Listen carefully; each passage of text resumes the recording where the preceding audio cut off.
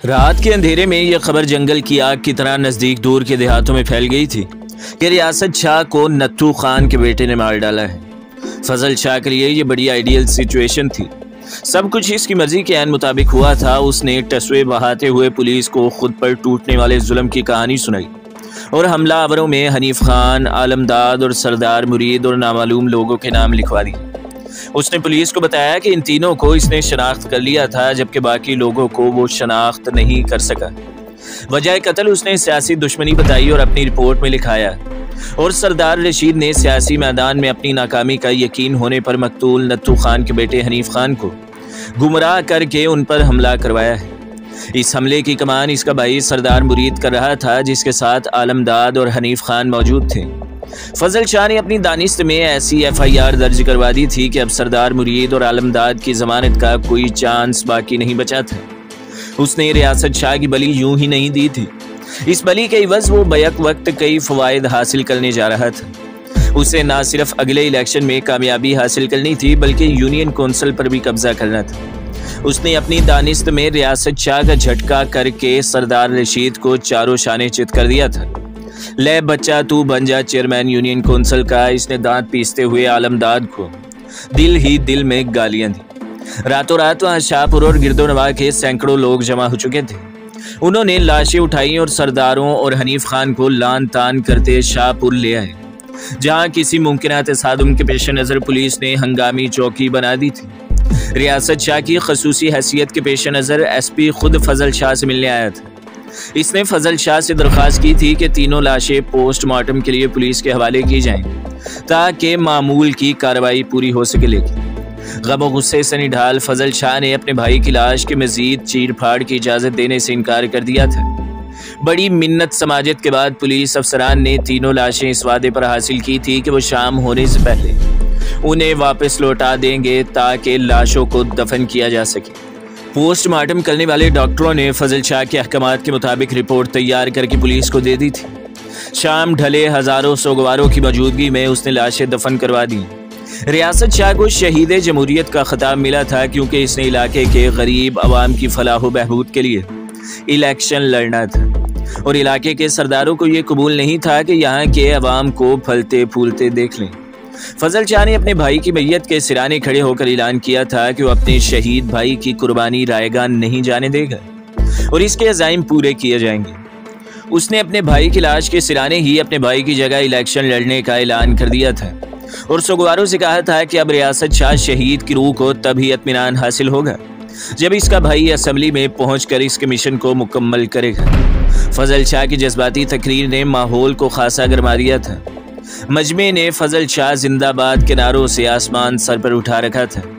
इर्द गिर्द के देहातियों ने कब्रिस्तान ही में फजल शाह को हलफ दिया था कि वो इसकी कामयाबी के लिए दिन रात एक कर देंगे और अपनी जान लड़ा कर भी उसे कामयाब करवाएंगे।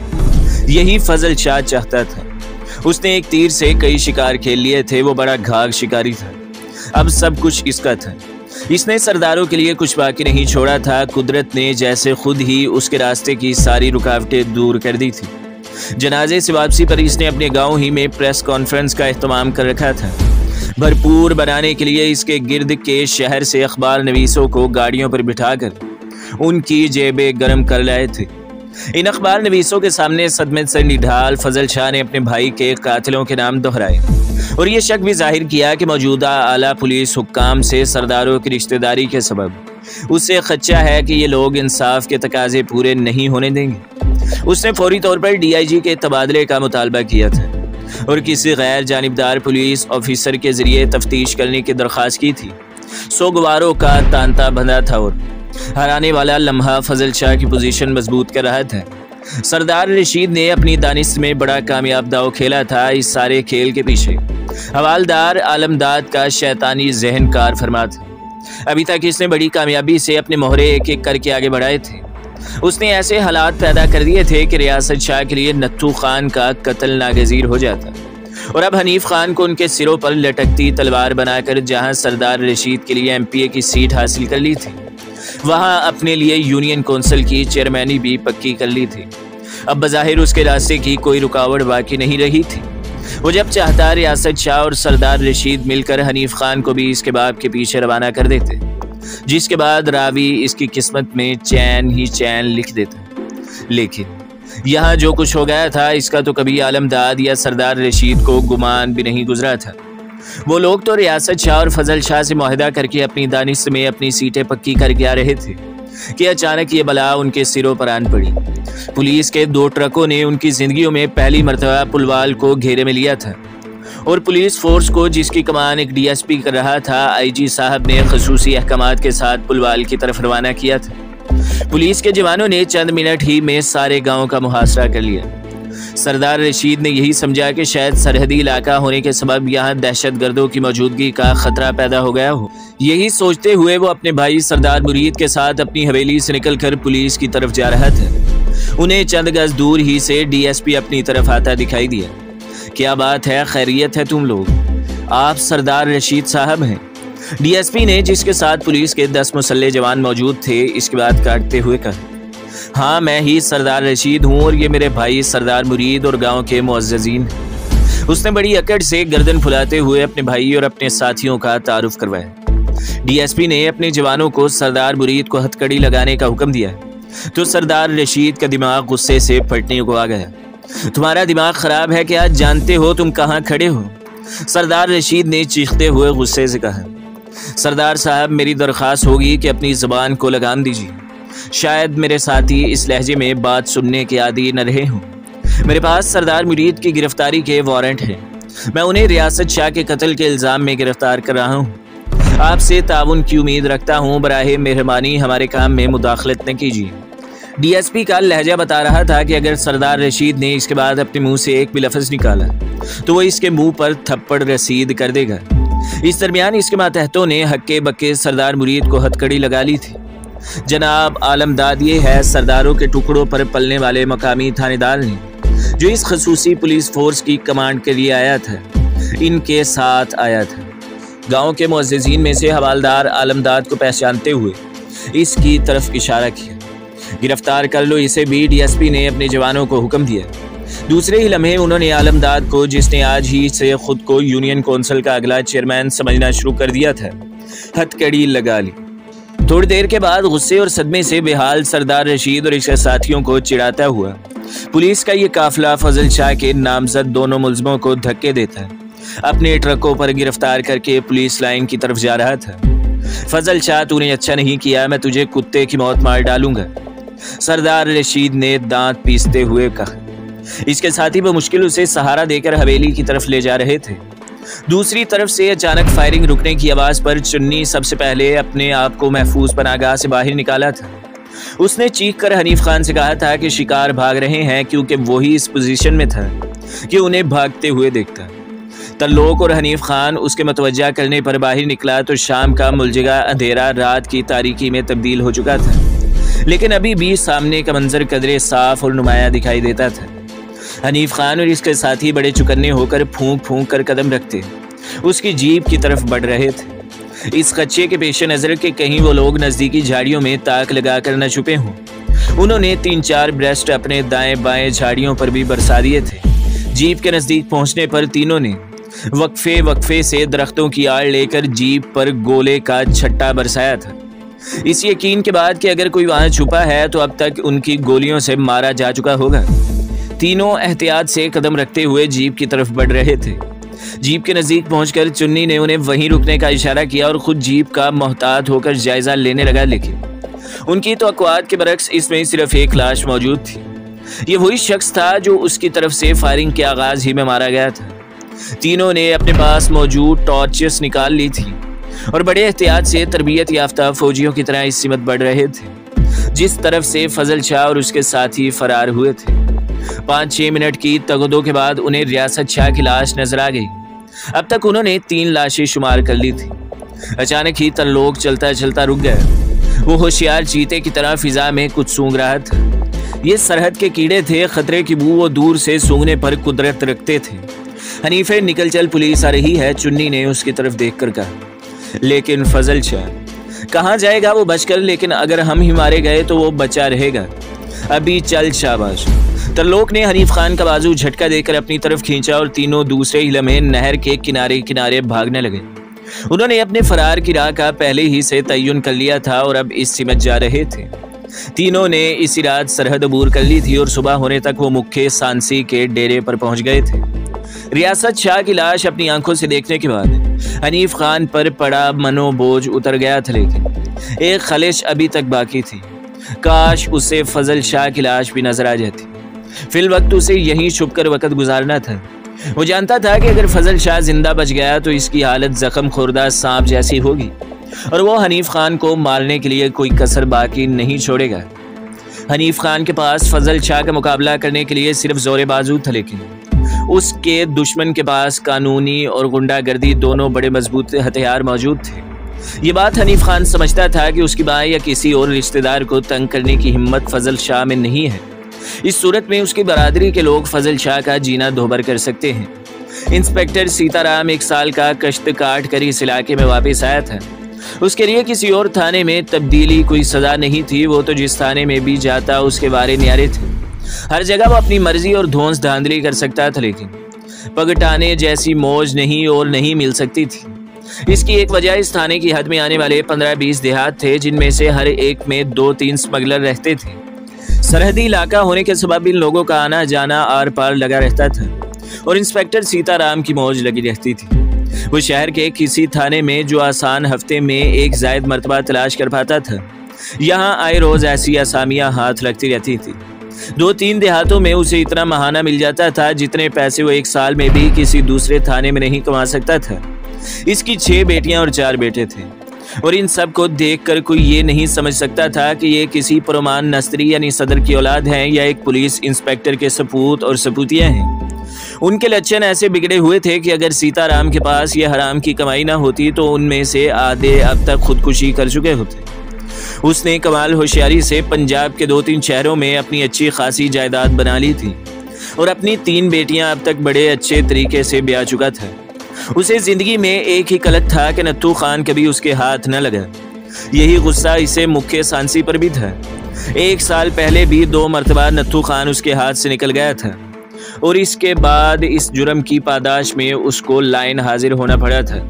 जिस तरह 6 माह उसने लाइन हाजिरी पर बसर किए थे वो इसका परमात्मा ही जानता था। वो अपनी सुबह का आगाज नत्थू खान को गालियों से करता और दिन का इख्तिताम मुख्य सांसी को गालियां देकर होता। ये 6 माह उसने बेरोजगारी की हालत में काटे थे। सिर्फ जेल के कैदियों को तारीख पेशी भुगताने के लिए लाने और ले जाने की ड्यूटी से उसका क्या बनता था। उसकी खुशकिस्मती थी कि उसका पुराना साथी डीएसपी हैकड़े का तबादला यहाँ हुआ, जिसने एड़ी चोटी का जोर लगाकर उसे शहर का एक थाना ले दिया, जिसके बाद उसने भाग दौड़ करके अपना तबादला दोबारा पगटाने में करवा लिया। यहाँ आकर उसे इल्म हुआ कि मुख्या सांसी मर चुका है तो इसके गुस्से की इंतहा न रही, क्योंकि वो इसे अपने हाथों से गोली मारना चाहता था। लेकिन मुख्य के दोनों बेटे चुन्नी और तल्लोक अभी तक बाप के काम को आगे चला रहे थे। ये खबर उसके लिए बड़ी खुशाइन थी। इसने दिल में तहिया कर रखा था कि जब भी इनमें से कोई इसकी दाढ़ के नीचे आया सीताराम उसे जरूर पीस कर रख देगा। सीताराम के थाने में वापस लौटने से जहां स्मगलरों और मकामी छोटे मोटे बदमाशों के हाथ पांव फूल गए थे, वहां कालिया को बहुत खुशी हुई थी। गो कि वो गुज़श्ता 10 साल से पुलिस का टाउट था, लेकिन जो मजा उसे सीताराम के साथ काम करके आया था वो किसी और थानेदार के साथ नहीं कर सकता था। सीताराम को सलाम करने आया तो यह खुशखबरी भी साथ ही लाया कि तल्लोक और चुन्नी के यहाँ आजकल हनीफ खान छुपा हुआ है। कालिया ने जब सीताराम को यही तला दी तो जिंदगी में पहली मर्तबा बेख्तियार उसका जी चाहा कि कालिया का मुंह चूम ले। तेरी मुंह में घी शक्कर बेख्तियार सीताराम के मुंह से निकला। मैं समझा नहीं महाराज। कालिया ने भी समझा कि सीताराम ने शायद ज्यादा चढ़ा रखी है और वो नशे की हालत में बात कह गया है। कुछ नहीं, बस तुम अपनी आंखें और कान खुले रखना। अगर इस मर्तबा हनीफ खान गया तो याद रखना महाराज, मेरा काम तो आप तक इतला पहुंचाना है, बाकी सब कुछ तो आपने ही करना है। अगर मेरी खबर गलत निकले तो जुबान काट दीजिएगा। कालिया ने बड़ी सिसकारी से दांत निकाले। ठीक है, बस तुम उसके घर के गिर्द ही मंडलाते रहो, ख्याल रखना कहीं शिकार बचकर निकल न जाए। मैं आज ही छापा मारता हूँ। सीताराम को ढंग की बात ही नहीं सूझ रही थी। महाराज, मैं सिर्फ यही दरख्वास्त करूंगा कि उन पर कच्चा हाथ न डालिए, बड़े पक्के हाथ डालकर ही आप इन्हें काबू कर सकते हैं। कालिया ने डरते डरते कहा। ज्यादा बकबक न किया कर, उसने कालिया को डांट कर भगा दिया। लेकिन कालिया के जाने के बाद सीताराम के दिमाग में उसकी कई बातें गूंज पैदा करती थी। वाकई मुख्य सांची के घर से किसी को गिरफ्तार करना बच्चों का खेल नहीं था। सांचियों की आबादी के ऐन दरमियान उसका घर किले की सूरत में था। ये तमाम जराइम पेशा थे। कोई शराब निकाल कर फरोख्त करता और कोई स्मगलिंग करता था, और किसी की औरतें पुलिस के काबू नहीं आती थी, जो अपने घर वालों के जराइम में हमेशा हमदर्दी थी। यहाँ कोई घर ऐसा नहीं था जिसके पास जायज़ और नाजायज़ असला न हो। मुख्य सांची को इनके सरदार की सी हैसियत हासिल थी। इन लोगों में इतना इत्तेफाक था कि एक की आवाज़ देने पर सारा गांव उसकी मदद को आ जाता था। पुलिस को यहाँ से कोई मुजरिम पकड़ने के लिए बड़ी तगदो करनी पड़ती थी। पहले तो सीताराम ने भी सोचा था कि वो दूसरी एजेंसियों खुसूसन BSF यानी बॉर्डर सिक्योरिटी फोर्स की मदद भी ज़रूर हासिल कर ले, क्योंकि हनीफा यहाँ खाली हाथ तो बैठने से रहा, लेकिन उसका मकसद हनीफ खान या मुख्य के लड़कों को गिरफ्तार करके सरकारी दरबार से शाबाश लेना नहीं, बल्कि उनके माल पर कब्जा करके लाखों रुपए हड़प करना था। और इस कार्य खैर में वो किसी की शिरकत कैसे बर्दाश्त करता है। BSF वाले कोई साधु सुन्नत तो नहीं थे कि मुंह बांधे रखते। वो बस उससे अपना हिस्सा तलब करते। यूं भी अपने शिकार पर किसी भी तरह की बंदरबांट सीताराम को पसंद नहीं थी। उसने अपनी पुलिस फोर्स के जरिए ही ये मार्का सर करने की ठान ली थी। वो जानता था एक मर्तबा अगर हिम्मत करके मुख्य के किसी लड़के पर भी काबू पा लिया तो मैदान मार लिया। इससे पहले ये खबर किसी दूसरी एजेंसी को मिले, इसने खुद ही मैदान में निकलने का फैसला कर लिया था और अपने थाने के कार्य खास के 4 कांस्टेबलों को अपने कमरे में तलब करके पहले खसूसी हिदायत के साथ उसने पगटाने की तरफ रवाना कर दिया। सीताराम शाम ढले तक थाने में मौजूद रहा। सरहदी इलाके का थाना होने के सबब यहाँ मुख्तलिफ एजेंसियों के लोगों की आमदोरफ्त रहती थी, और सीताराम को हरदम यही फिक्र लाहक रही कि कहीं इस ऑपरेशन की खबर उसके किसी पेशा वराना मुखालिफ एजेंसी को न हो जाए। उसने मुख्य सांची की हवेली की तरफ जो टीम रवाना की थी, उसकी कमान अपने इंतहाई राजदार और काबिल एतमाद साथी हवालदार जगन्नाथ को सौंपी थी, और थाने में बज़ाहिर कहीं सुनी जा रही थी कि वो किसी दूसरे गांव की तरफ कोई छापा मारने गए हैं।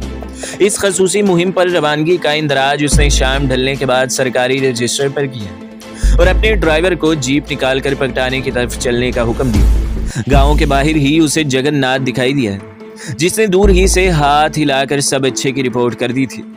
सीताराम के इशारे पर जीप में मौजूद चारों सिपाही राइफलें पकड़े बाहर आ गए और वो सब जगन्नाथ के ताकुब में मुख्य सांची की हवेली की तरफ चल दिए। शाम ढल रही थी जब सादा कपड़ों में मलबूस हवालदार जगन्नाथ ने हवेली के दरवाजे पर दस्तक दी। कौन है? किसी ने बारोब आवाज में दरियाफ्त किया। दरवाजा खोलो, जगन्नाथ ने गुस्से से कहा। कौन हो तुम? किससे मिलना है? दूसरी निस्वानी आवाज सुनाई दी। हम पुलिस वाले हैं, दरवाजा खोलो वरना हम दरवाजा तोड़ देंगे। इस मर्तबा सीताराम ने फौरन गरजदार आवाज में कहा था। उसे अंदाजा हो गया था कि दूसरी तरफ हरबंस कौर बोल रही है, मुख्य सांची की बेटी, जो किसी भी तरह अपने भाइयों से कम नहीं थी।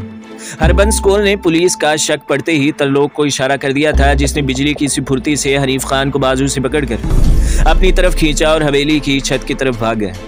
उन लोगों के लिए यह कोई नई सूरत हाल नहीं थी। उसे इल्म था कि हरबंस कौर कम अज कम उस वक्त तक दरवाजा नहीं खोलेगी और पुलिस को रोके रखेगी जब तक वो यहाँ से निकल न जाए। हनीफ खान के हाथ में सिर्फ एक पिस्तौल था और वो तरलोक की मदद से अब दूसरे की छत से फलांग चुका था। मकान की छत पर मौजूद सांचियों ने सूरत हाल की संगीनी का अंदाजा कर लिया था और वो अपने मामूल की मशक के मुताबिक एक दूसरे का नाम ले लेकर उसे पुकारते हुए मुख्य सांची के घर की तरफ भाग रहे थे। अगर तुमने दरवाजा न खोला तो मैं गोली चला दूंगा। सीताराम का पारा आसमान को छूने लगा था।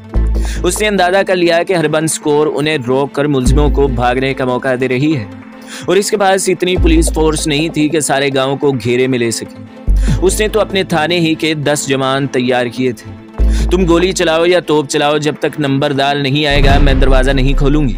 पहले नंबरदार को तलाशी का वारंट दिखाओ, इसके बाद ही दरवाजा खुलेगा। हरबंस कौर भी अपने पैरों की बड़ी पक्की थी।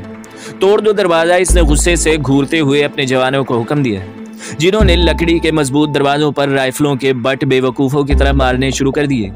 हालांकि वो भी जानते थे कि यह दरवाजा इस तरह टूटने वाला नहीं है।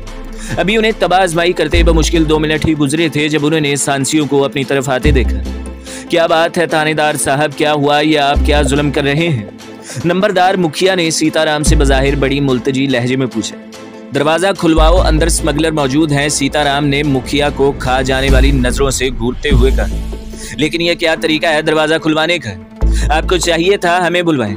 अंदर सिर्फ औरतें मौजूद हैं, मुखिया के साथ आने वाले सांची बोले। जवाब में सीताराम ने उन्हें डांटना शुरू कर दिया। देखो थानेदार साहब, कानून को इस तरह नाजायज इस्तेमाल न करो। मुखिया जानता था कि उन्हें सिर्फ वक्त टालना है। सीताराम और सांसियों के दरमियान बहस शुरू हो गई। वो जानबूझकर बाल की खाल उतार रहे थे। मजीद 10 मिनट इस तूतकार की नजर हो गए। जब सांसियों को इत्मीनान हो गया कि अब सब अच्छा है, तो मुखिया ने खुद हरबंस कौर का नाम लेकर आवाज दी। तो दोस्तों, अगली केस देखने के लिए हमारे चैनल को सब्सक्राइब करें, वीडियो को लाइक करें और बेल के आइकन को भी दबा दें, ताकि हर जो आने वाली वीडियो है वो आपको सबसे पहले मिलती रहे।